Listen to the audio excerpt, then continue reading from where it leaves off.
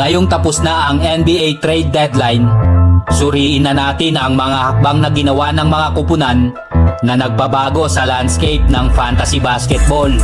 Mula sa malalaking trade gaya ng Luka Doncic kapalit ni Anthony Davis hanggang sa maliliit na pagbabago sa roster.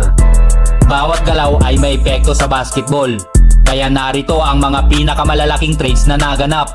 Unahin na natin si DeAndre Hunter na mapupunta sa Cleveland Cavaliers kapalit ni Caris LeVert na mapupunta naman sa Atlanta Hawks. Nakuha ng Cleveland Cavaliers si Hunter mula sa Hawks kapalit ni Caris LeVert, George Niang at ilang draft picks. Sunod dyan ay si Bogdan Bogdanovic na mapupunta sa LA Clippers. Sa isang 3-team deal, nakuha ng Clippers si Bogdanovic mula sa Hawks kapalit ni Terance Mann, Bones Hyland at 3 second round picks. Nakuha rin ng Houston Rockets si Cody Zeller at isang 2028 second round pick. Jusuf Nurkic mapupunta sa Charlotte Hornets.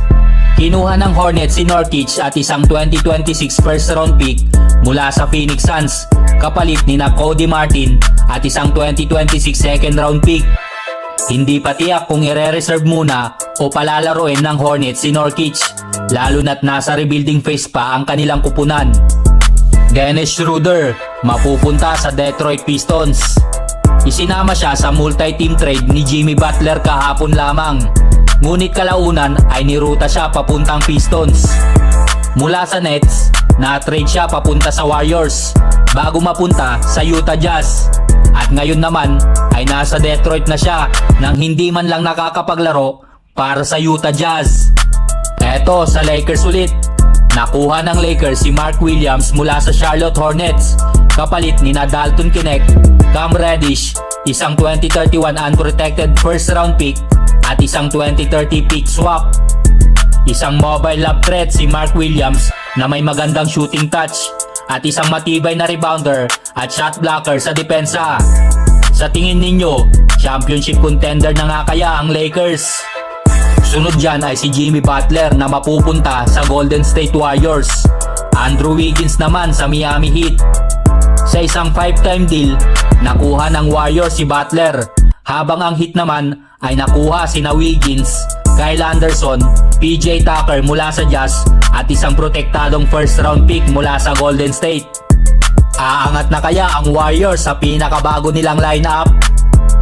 Na-trade din si Brandon Ingram na mapupunta sa Toronto Raptors. Nakuha ng Raptors si Ingram mula sa Pelicans kapalit ni Bruce Brown, Kelly Olynyk at isang first at second round pick sa 2025. Kapag nasa kondisyon si Ingram, siya ang magiging pangunahing scorer at offensive weapon ng Toronto. Jonas Valanciunas mapupunta naman sa Sacramento. Nakuha ng Kings si Valanciunas mula sa Washington Wizards kapalit ni CD Sissoko at 2 second round picks. At Kyle Kuzma mapupunta sa Milwaukee Bucks kapalit si Chris Middleton. Nakuha ng Bucks si Kuzma, Patrick Baldwin Jr.